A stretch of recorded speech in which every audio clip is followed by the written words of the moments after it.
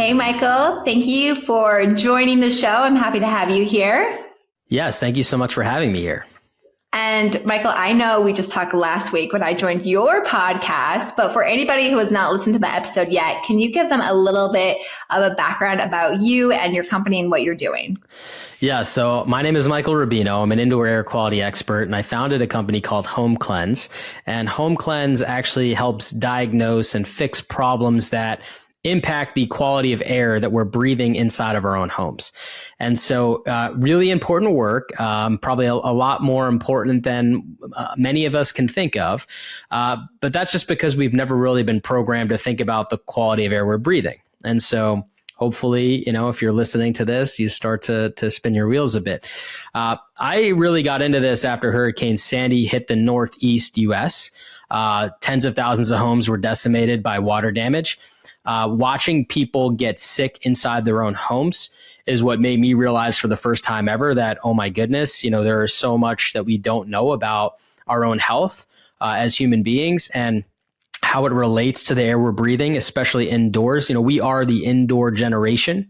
So we spend 90% of our time indoors and we're completely clueless to all the different problems that we could be breathing in: viruses, bacteria, mold, you name it, right? And so this business started off with just a few guys in a truck and is now a nationwide company helping people solve complex health issues that might be caused by the environment in which they live. Thank you so much for that background. I know I've learned a lot from listening to you and your podcast. I always just thought, if you can't see pollution, you can't see mold, you don't have a problem. And now I'm realizing that is not the case. And some of the symptoms we've been having more illness over the winter, some things like that could be related to our indoor air quality in our home. So thank you for enlightening me and making at least our home healthier. But I have a question for you. So walk me back to when you started the company. Was it something that had personally impacted your house, or is just something that you saw there was a need for and you wanted to fix? When did you decide to start the company? Well, it's definitely impacted all of my houses, as I've become aware of the things that I'm aware of today. But no, it really was, I was working for my dad at the time, fresh out of college. I moved back home. I'm working for my dad, who had a fire restoration business, and Hurricane Sandy hits the Northeast. People start calling about a different type of restoration: water restoration, mold restoration. And, going to these homes and actually seeing the effects that people were having, the symptoms people were complaining about. Actually seeing, firsthand some of these people. I vividly remember women that had rashes all over their skin and their skin was red and they were complaining of itching, and profound, interesting things you would have never correlated to the home environment. And it was really the research that I started to do from that point on that led me down this path. Before this, I wanted to design homes. I love every home I've ever had. I've done all my own designs and put together different materials that made it, safe, healthy, and beautiful. And that was where I was going to go. Originally I was going to go to school for architecture. So I had that interest, but when I started to see people actually be affected from a health perspective, and, growing up around mold, people tell you just pour bleach on it or paint over it, right? It wasn't this big deal. So as I started to open my eye, I started to realize, there's a tremendous opportunity here to help people. And using the knowledge in which I knew, being around construction my entire life, since my dad was in business since I was 5 years old, I was quickly able to help, research, provide processes and procedures to actually help people utilizing lab information that made it, honestly, I can't imagine doing anything different than I do today, but It is like a freak accident of nature that I stumbled upon this and, have built not only a successful business around it, but the stories that you hear about, if you even just Google our name and listen to watch some of the reviews, it's really impactful work. And I would have never imagined how impactful it actually is when I first started. And that's, I hope that anybody who starts a business, there are many ways to make money on this planet, but I think if you can find something that is impactful and helps, people and civilization, you can't live any more of a fulfilling life than doing that. Right. Right. And the stories that are coming out about how you're helping people, it's like life changing for people who have dealt with problems they didn't know was causing their health issues. And then you've come in and like totally fixed their house so that they and their children don't have these issues anymore. It's amazing.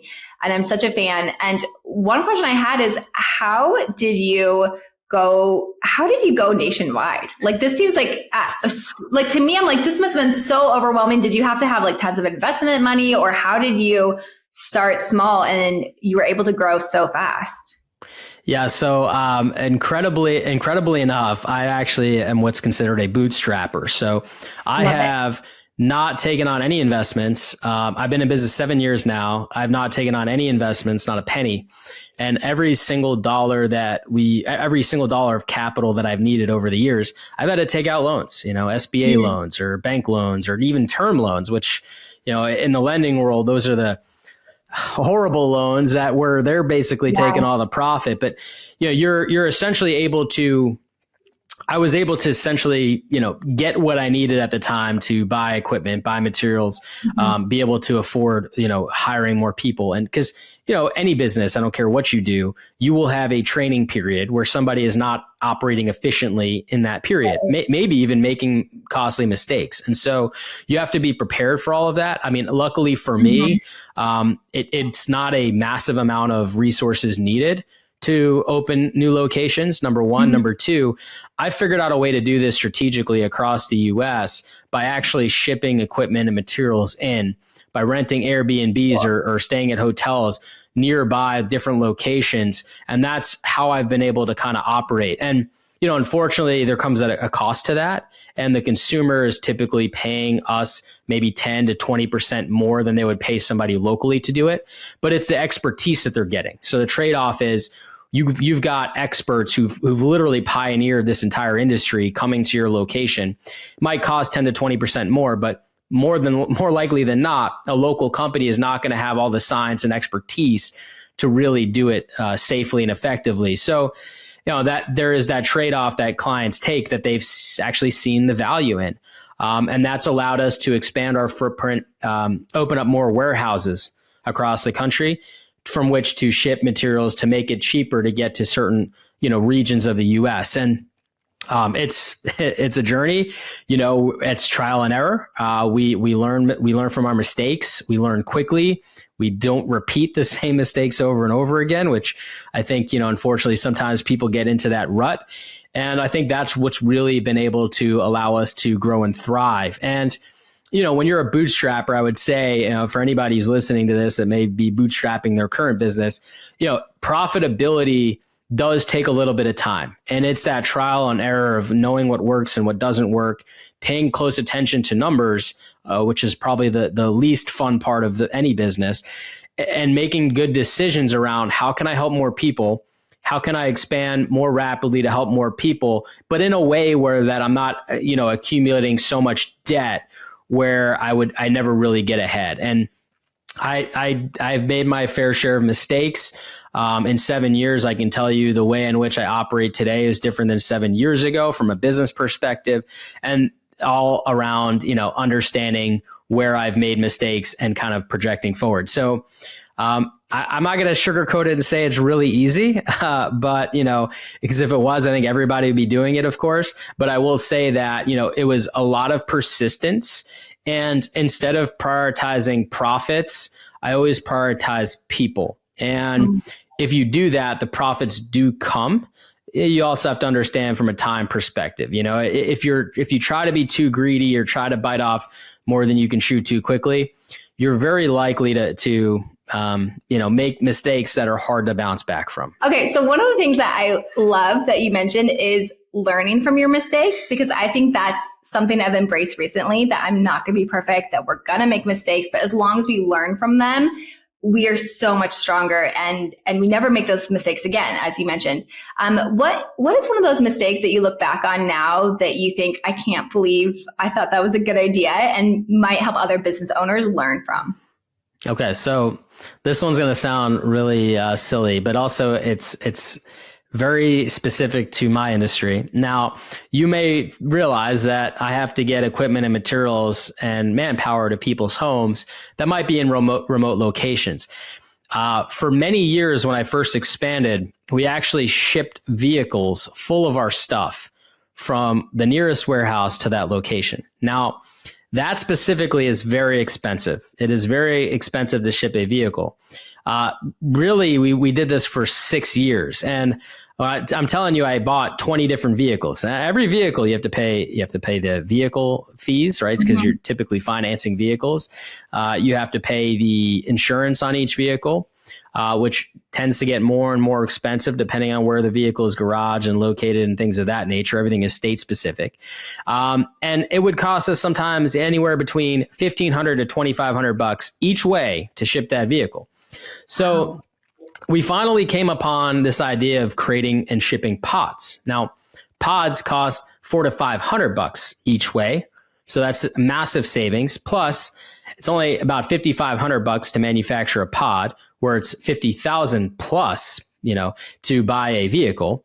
And you don't have to insure them because they're essentially not high ticket value items.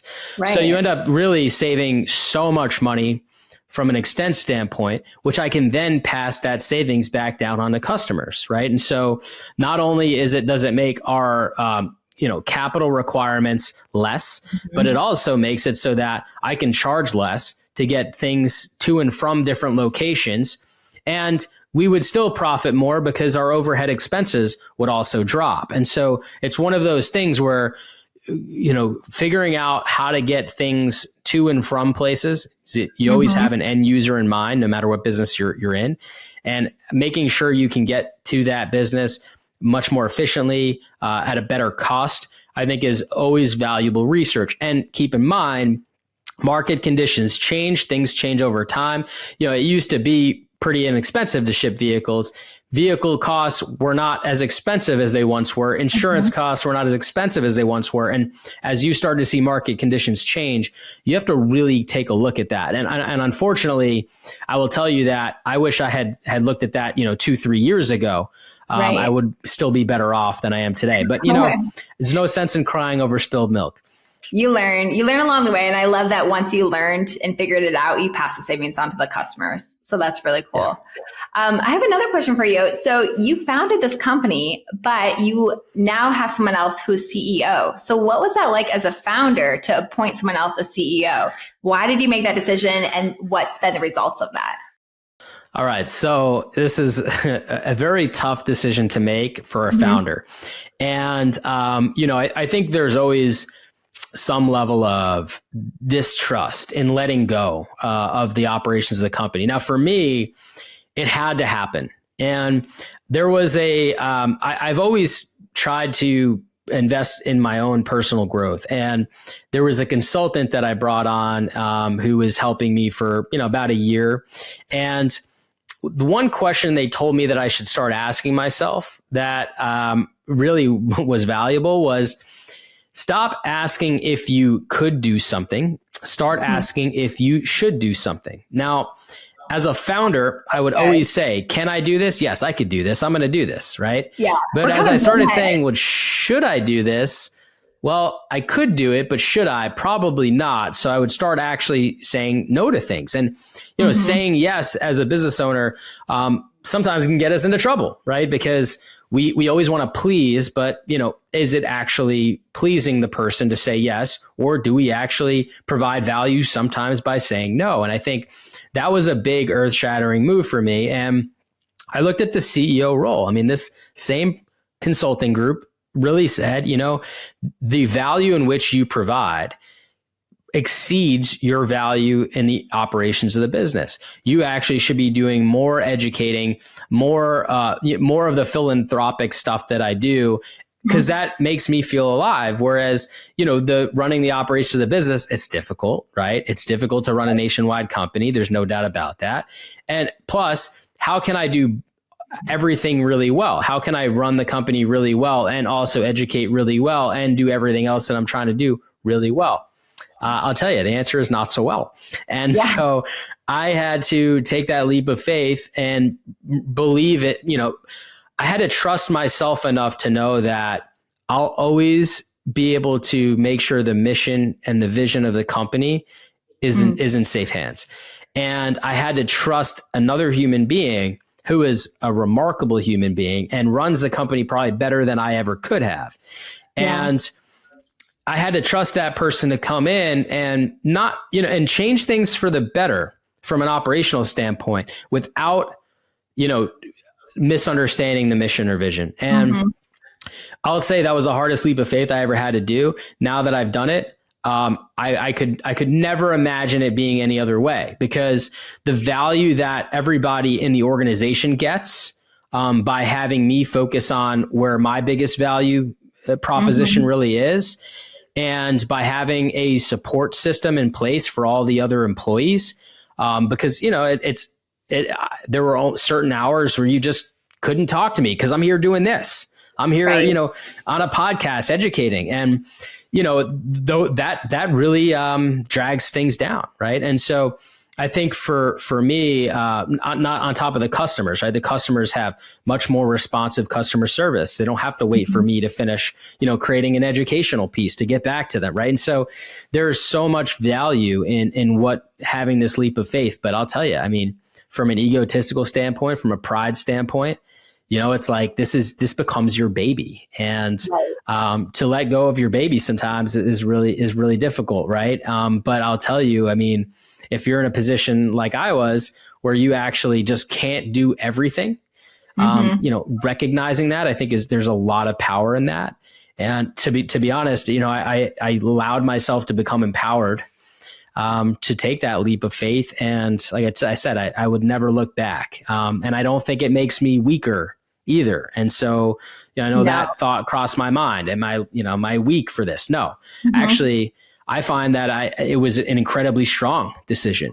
And so hopefully if you're dealing with that. I agree with you on so many levels, because there's only one Michael, and the way you talk on podcasts and the way you educate people is only something I feel like you could do the best of the best. And so you're right, now you probably have more time to do that part while the operations are still being handled up to the level you want. So I think it makes perfect sense. I don't think there should be any stigma around that. And I know that earlier this year, I hired a COO. And at the beginning, I was like, are we really ready for a COO? Like, is it worth the money? And I did feel like I can do this, I can do this, I can do that. And then within 3 months of hiring her, we tripled our revenue.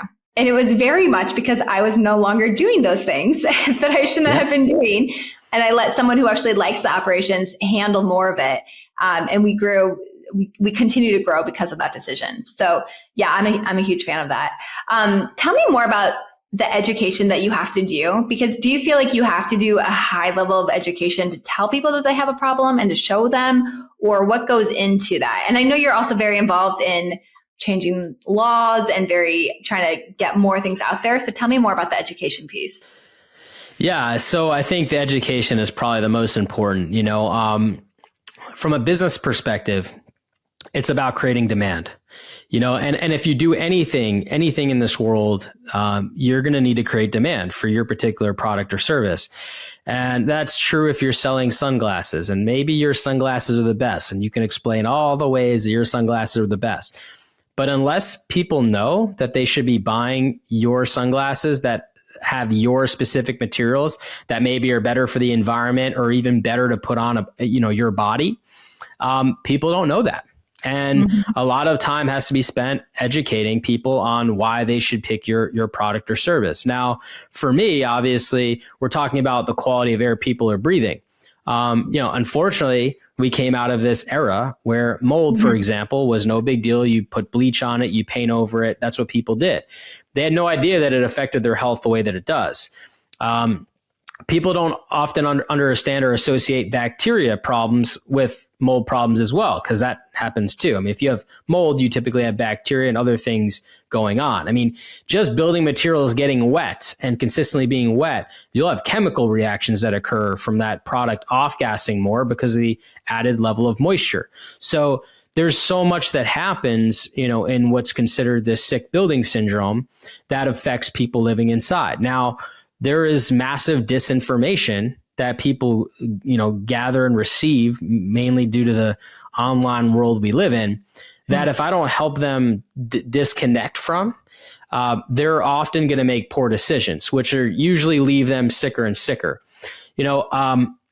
I think education is really important because this is, in some cases, a matter of life and death. In some cases, it's a matter of sickness and health. And so we're really trying to save people from making poor decisions around their homes and buildings that lead to, sickness, if they make the wrong decisions, health if they make the right decisions, and then everything in between.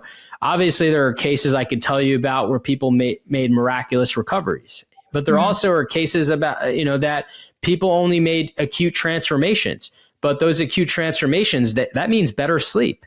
That means, better eating habits, believe it or not, because their digestive system is more functional. And, you could write those two things off. Do I need them or not? But think about sleep, for example. If I get better sleep, I wake up refreshed, I'm going to have a better day, right? There's a chain reaction that occurs. If I'm eating healthier foods and I'm digesting better because of the quality of air that I'm breathing, as strange as that sounds, how those two are related, they are, because anything small enough that you inhale, you also ingest. When you think about it from that perspective, now I'm eating better. My skin radiates more. I feel better. I am thriving. And this is what we're trying to accomplish. We're trying to accomplish helping people create and understand the environment in which they live, where they can thrive.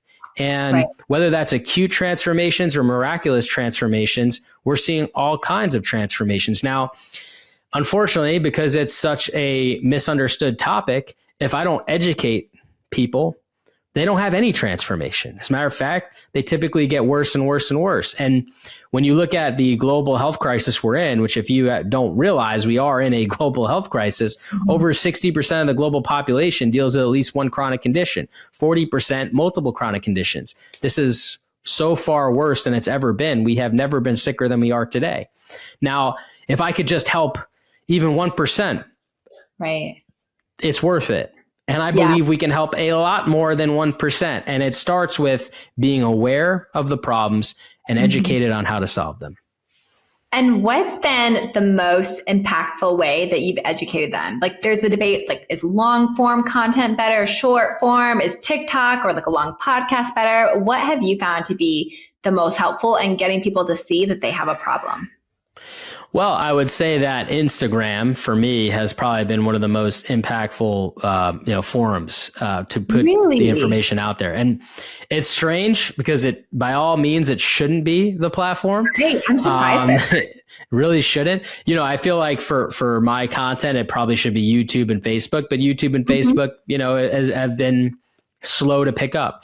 Now, I think that's mainly because, on Facebook, these days and age, we're just we're checking in on pictures of different, family and friends. We might see some status updates, but, we don't scroll as much on Facebook like we used to. Now we're scrolling more on TikTok and Instagram, to be honest. Right. And so I think TikTok and Instagram are kind of the new platforms, but people scroll.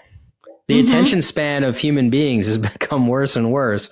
You've got to really capture their attention in a short amount of time. And so, I'd say, I'll be honest, like I have an entire marketing agency that I hired because it's like, hey, I've got an important message, but I'll be honest, from a technological standpoint, I have no idea how to get this message across in a way where people can really understand how important the message is and do something with it. And so, it's become probably increasingly difficult to run marketing campaigns for anything these days because of the short attention span. But this is the challenges that any of us face doing something meaningful, and obviously if you're listening to this, I would imagine you are trying to do something meaningful. Agreed. Yeah, this is definitely a business impact podcast. So you mentioned we use the same marketing company. That's one of the ways we first got connected. And it's very normal to use an outsourced marketing agency. We know that there's a lot of benefits to that.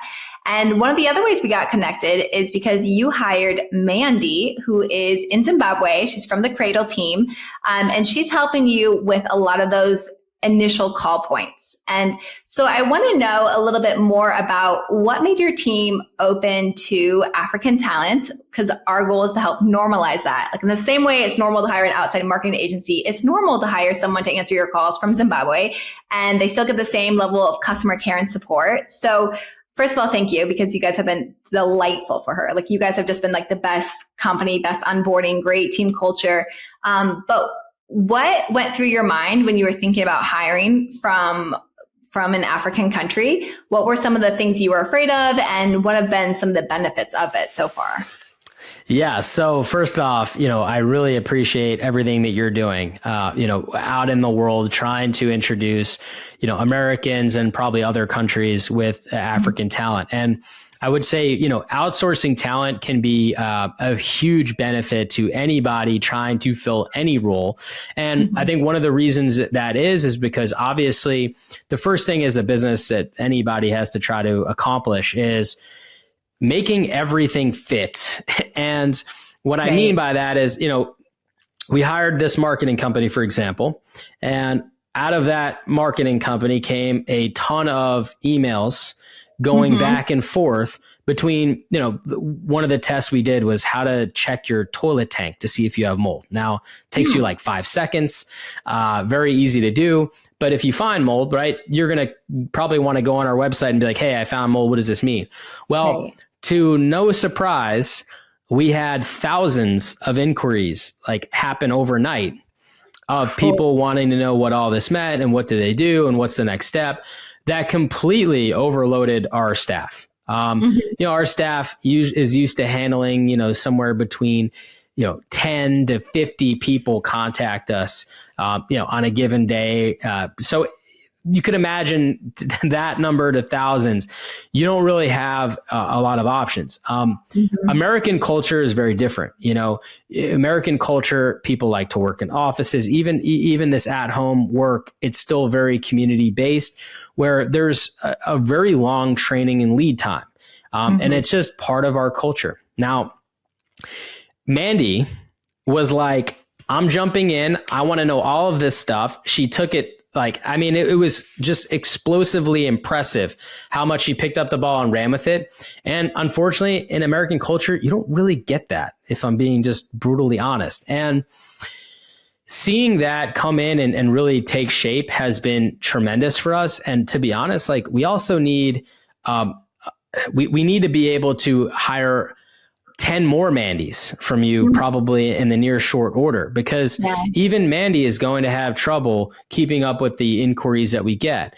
But this was our way to dip our toe in the water. Let's try it, before we buy it type of situation.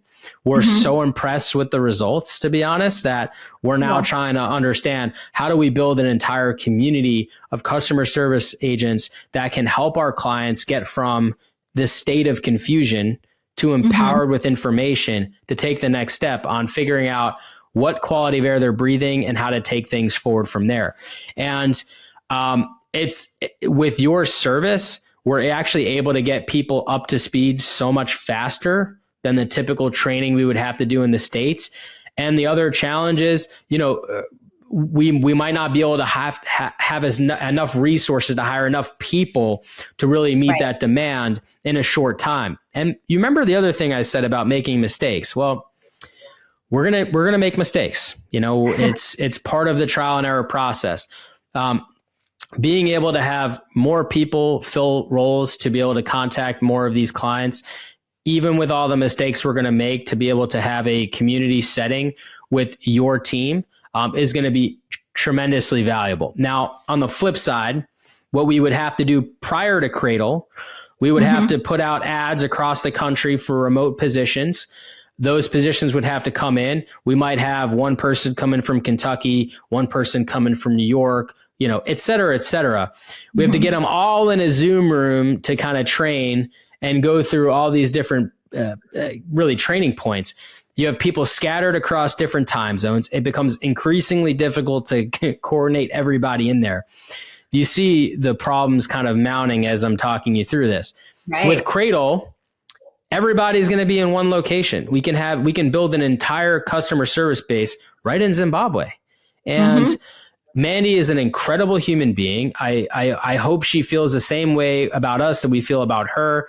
And I'm so confident with CRDLE, we could actually develop a team with Mandy kind of at the helm, because she was here first and she's learning very, very quickly to be able to provide the resources we need for all these people that before CRDLE have been honestly falling through the cracks and under the radar because we just didn't have the manpower to reach out to everybody.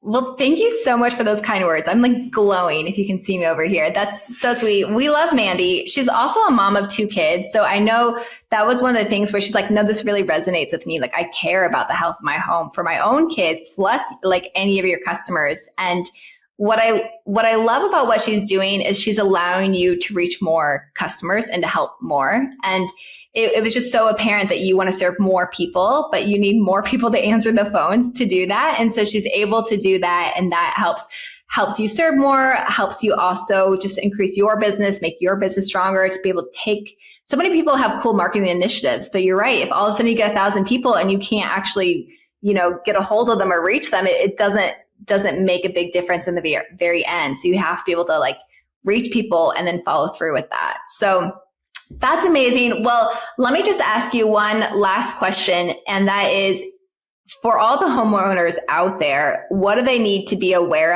of? And if they think they might have a mold or air quality issue, when do they get in touch with you? What do they do? When do they need to call Mandy? Yes. So the first thing I would tell you is obviously you spend 90% of your time indoors. You take 20,000 breaths per day. I think hopefully I've made the case that air quality is important. I think the easiest thing to do scientifically is to buy the dusttest.com, because you collect dust from across your house. It's an at-home test kit, right? You do it yourself. It doesn't require these crazy professionals. You're collecting dust using PCR technology. We're able to actually see what's in your dust. If it's in your dust, it's getting in your body, right? So we want to understand, what are you actually breathing in? If you want a really quick, easy test, go onto your toilet tanks, pop that cover off, flip it over, look on the underside of the cover, look inside the toilet tank. If you see mold or bacteria growing in there, you might have opportunistically mold or bacteria growing nearby that's getting into that toilet tank opportunistically. I mean, think about it. It's a heavy lid, right? It's not airtight, obviously, but it's not just open to the air environment either.